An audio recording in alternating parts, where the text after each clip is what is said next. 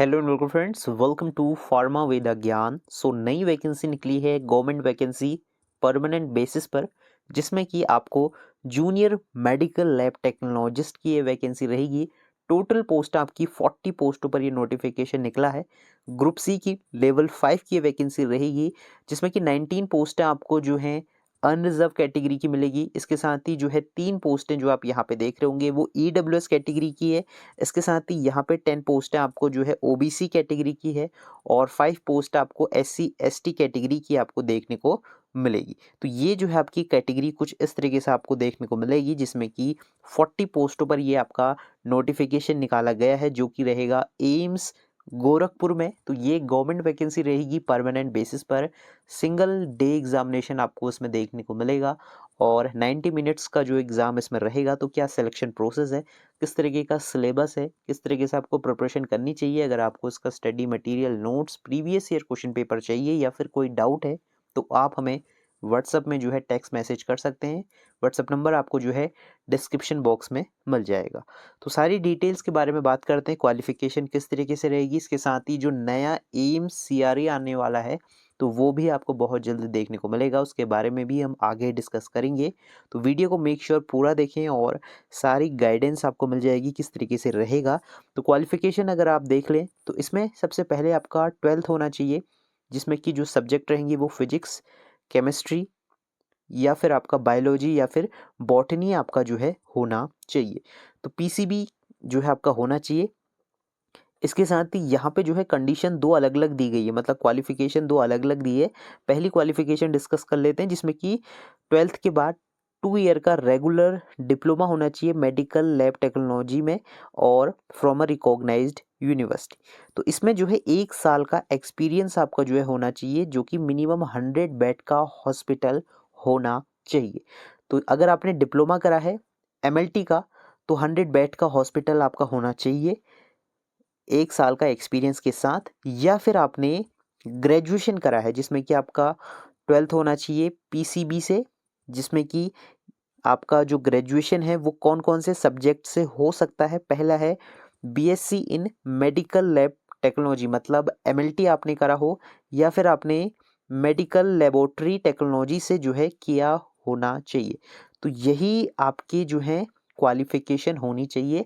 अगर डिप्लोमा करा है तो 1 साल का एक्सपीरियंस, अगर आपने ग्रेजुएशन करा है तो उसमें एक्सपीरियंस की ज़रूरत नहीं है। अगर आपके पास एक्सपीरियंस है तो लगा सकते हैं, अगर नहीं है कोई दिक्कत की बात नहीं है। सिर्फ आपने बैचलर डिग्री करी होनी चाहिए एमएलटी से या फिर लेबोरेटरी टेक्नोलॉजी से। एज लिमिट 18 से 27 ईयर्स। अगर आपने आपके पास ओबीसी का जो है आपको 3 ईयर का जो है रिलैक्सेशन मिलेगा। अगर आप एससी एसटी से आते हैं तो 5 ईयर का जो है एज में क्या मिलेगा, रिलैक्सेशन आपको मिलेगा। इसके साथ ही जो एग्जामिनेशन क्राइटेरिया है, कैटेगरी है, यहाँ पे स्ट्रक्चर आप देख सकते हैं। इसमें आपको जो है नेगेटिव मार्किंग आपको दिखेगी, 4 ऑप्शन आपको जो है देखने को मिलेंगे और एग्ज़ाम जो आपका रहेगा कुछ इस तरीके से आपको यहाँ पे देख सकते हैं। जो पोस्टें हैं उनका रहेगा, जिसमें कि जनरल जो नॉलेज है, GK, aptitude, knowledge of computer, जो कि 20 मार्क्स का जो है पूछा जाएगा। इसके साथ ही जो डोमेन नॉलेज है लैब टेक्नोलॉजिस्ट की, वो आपको 80 क्वेश्चंस जो है देखने को मिलेंगे, जिसमें कि 100 क्वेश्चंस आपसे जो है पूछे जाएंगे, जिसमें कि एक राइट आंसर का जो है 4 नंबर आपको मिलेगा। तो क्वेश्चंस जो रहेंगे वो सिर्फ इंग्लिश मोड में आपको देखने को मिलेंगे। इसके साथ ही 90 मिनट्स का जो है एग्जामिनेशन आपका होने वाला है। और इसमें आगे हम डिस्कस कर लेते हैं डोमेन जो 80 मार्क्स का आपका रहेगा उसमें क्या क्या सब्जेक्ट्स आएंगे वो एक बार देख लेते हैं। इसके साथ ही अगर आप इसकी प्रिपरेशन करना चाहते हैं तो आप हमारे बैच से भी ज्वाइन हो सकते हैं। यहाँ पे आपको जो है व्हाट्सअप नंबर दिख रहा होगा, इसमें जाके आप हमें व्हाट्सअप में जो है टेक्स्ट मैसेज कर सकते हैं और आप हमारे बैच से भी ज्वाइन हो सकते हैं। और बैच की जो फीस रहेगी वो नॉमिनल फीस है। 299 में आपको complete study material, notes, previous year question paper जो है प्रोवाइड कराए जाएंगे। तो उसके लिए आप हमें व्हाट्सअप में जो है टेक्स्ट मैसेज कर सकते हैं। आप ज्वाइन होना चाहते हैं लैब टेक्नोलॉजिस्ट की वैकेंसी के लिए, तो ऑल इंडिया जो भी वैकेंसी आती हैं गवर्नमेंट की, सारी अपडेट आपको जो है हमारे द्वारा जो है अवेलेबल कराई जाएंगी।